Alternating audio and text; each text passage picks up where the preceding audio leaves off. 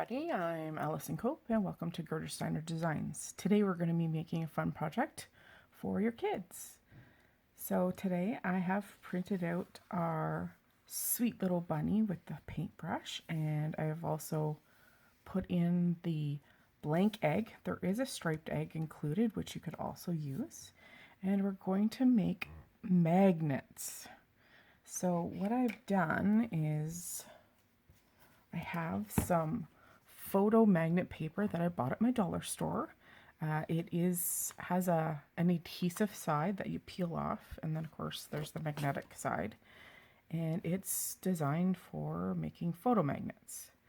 And we're going to then take our image and apply it to our magnets. So these are going to go to my nephews, and they're going to get to color up their own bunnies. So today I'm going to do the same. I'm going to color up a bunny for my refrigerator. So I've cut down my panel so it's a little bit easier to use here. And I'm going to start by coloring our bunny here. And I'm going to go totally non-traditional color. I'm going to make my bunny purple. So we're going to start with a V01, and I'm just going to put down a base coat here. I might leave his nose area white, so I'm just flicking to color in his head here.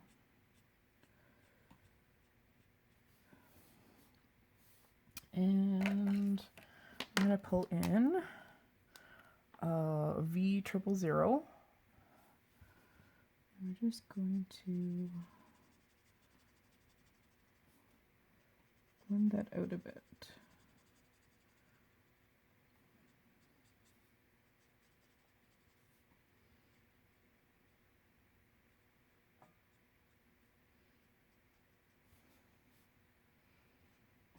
Okay, I can always go back in and darken it. Do the back of his ear. I'm gonna color this fairly quickly, because you can go in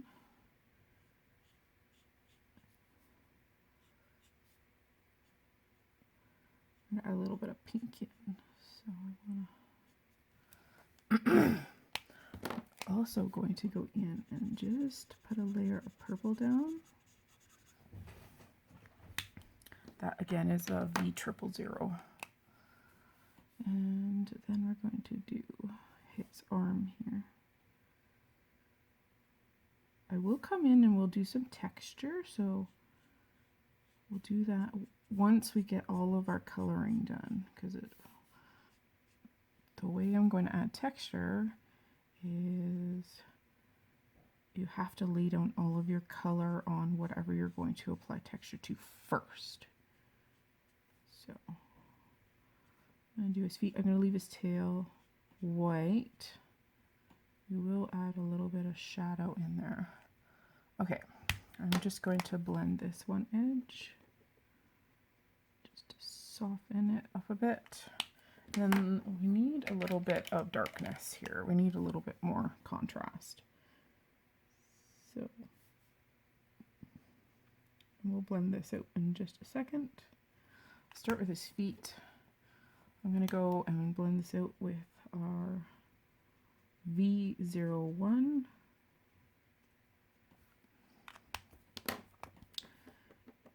And we're just going to add a little bit more shadow on his tushy.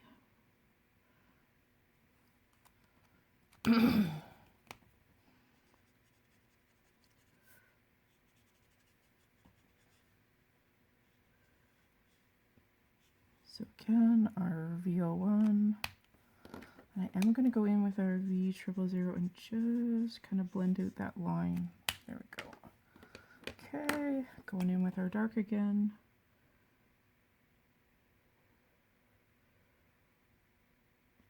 V04.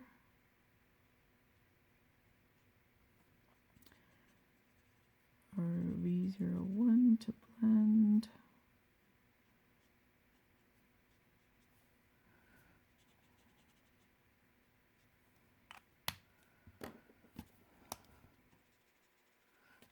the V000.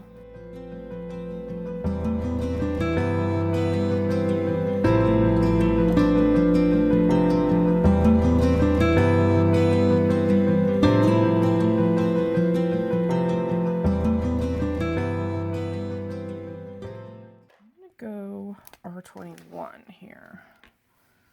So let's do inside of the ear first, and we will blend that out with the V000. And I'm also going to do his little super cute, adorable nose here. Not going to blend that one, but we will blend just kind of the edge of that. I'm going to go right over top there. Okay, and then we're going to add a little shading to his bunny tail. And of course, I'm going to go into the grays. Sorry. Let's do a C3. And then we can blend that out. So I'm going to go against his body first. And then do the base of his tail. Then we'll go in with a C1. And blend that out. Okay. Put a tiny bit of shading here. Just a tiny bit. So it's almost unseen. Okay.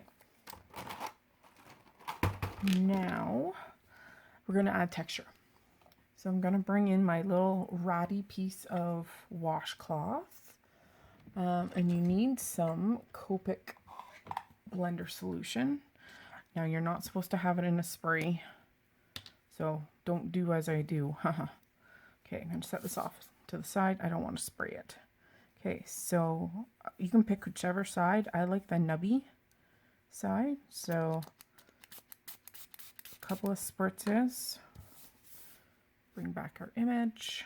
Okay, and then you just kind of want to roll it around your fingers as such. And you're going to do at least 3 to 5 count. So 1, 2, 3, 4, 5. 1, 2, 3, 4, 5. 1, 2, 3, 4, 5. 1, 2, 3, 4, 5. 1, 2, 3, 4, 5. 1, 2, 3, 4, 5. 1, 2, 3, 4, 5. And it gets to the point where it's not damp enough, so you just go in and add a touch more to finish off your image. 1, 2, 3, 4, 5. 1, 2, 3, 4, 5. A little bit more in his tail area. Now, the one thing with this particular process is that you sometimes have bleeding outside the line. So for instance, if you look at his paw, see how it's bled outside the lines? So either you can fussy cut it right to the line, which is possible, but if you're not going to do that, then you need to go in with your blender pen, your 0, and you need to persuade that color back into the paper again. So it depends on what you're doing, if you're fussy cutting or not, or just how you're using your image. But just know that this particular technique does this. Just because you're adding that blending solution, which means you're pushing the ink. So you just, sometimes it just happens to go outside the line. So be aware. It's not a perfect technique, but it sure is fun. So there, our bunny now has fuzzy fur. Okay, and before we go into the egg, I'm going to do a little bit of color on his eye. And I think I'm going to go subtle. This is BG. I'm just going to put a bit of color around that, just so it stands out and he looks cute. Alright, so let's get to coloring our egg and our brush. Let's do the brush first. Because I want it to be whimsical, I'm going to go, let's go BG01 for the handle.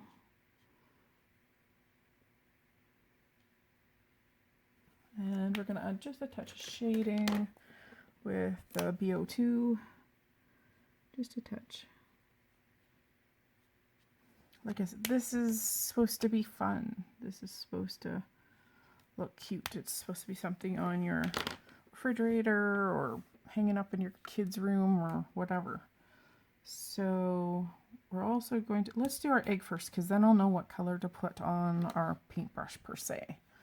So you can have lots of fun with this. You know, be creative, be colorful, add lines, add shapes. It's kind of, well, it's literally a blank canvas. So let's start with let's say a pink stripe here. This is an R11. Just kind of make sure it's, there we go. And I'm going to try and repeat colors. I'm going to bring that same eye color, the BG11. I'm going to leave a white gap here.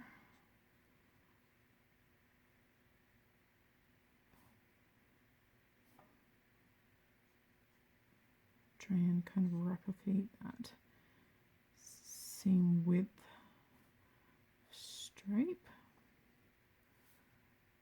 Go over it to make sure it's evenly saturated. Okay, let's go to our B01 again and repeat it. Use our base brush color.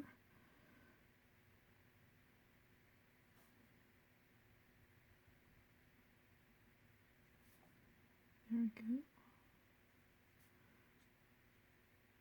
Trying to keep everything kind of pastel-y too, because I think that's kind of an Easter kind of color.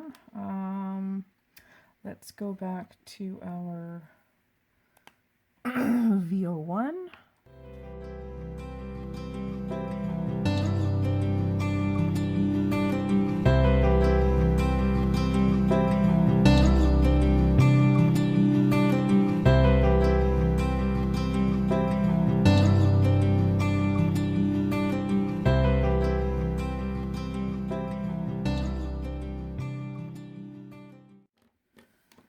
Just have, let's see, let's do the metal part on our brush here.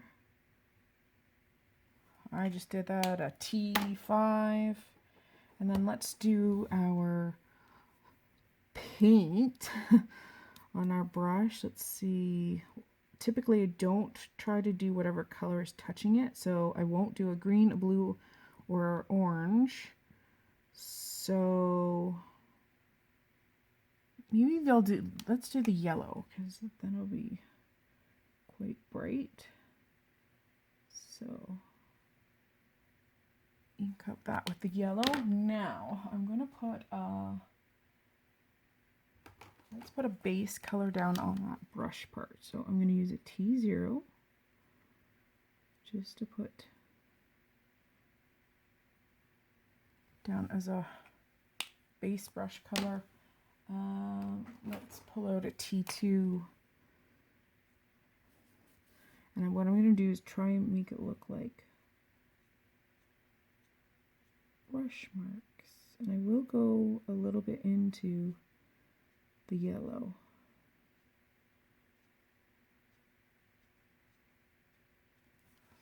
There. Like I said, it's supposed to be cute. And there we go. Let's go and apply this to our magnet, and I'll show you the tools that I use to cut it out. Alright, I've taken my image and I've kind of taken off a lot of the bulk on the outside. And this is our magnetic paper with the sticky side up. And all I'm going to do is peel back that, and I'm going to try and put the bunny as close to the edge because we don't want to waste magnet stuff here. And I'm going to put him right there, and I'm going to put it back and then give it a good squishy. And I even take my bone folder with this on it, then you're not likely to scratch your image, not with a silicone one anyway. And we're going to press it into that adhesive just to make it adhere nice and flat. Okay, the next tool I use, and I find these the easiest pair of scissors to use for this, they cut it like butter. So the next thing I'm going to do is I'm going to go in and kind of go in and around where I have trimmed it. What I use these magnetic sheets to store my dies with, so I can cut the magnetic piece to store them according to the size of the dies, and I don't have excess, so I buy a few of these at a time. Okay, so then this can come off, and now you're going to trim it however you're going to trim it. So either right to the line or give yourself a border. So I'm going to give myself a border, and away we go.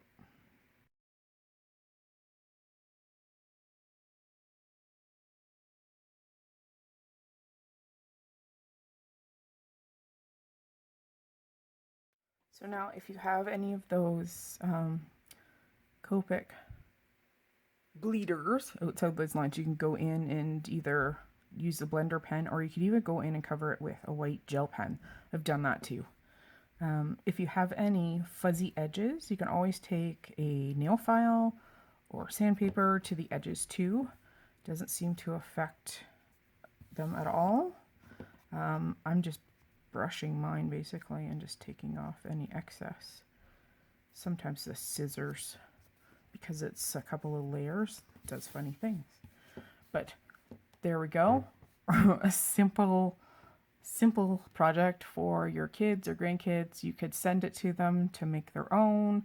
You can use any kind of stamp, and digital stamps are awesome because you can resize them to any size that you want. So these ones are nice and big. They're approximately 4 inches tall, 4 inches wide. So nice and big platform for your kids to decorate. Well, thanks again for joining me today. I hope to see you again soon.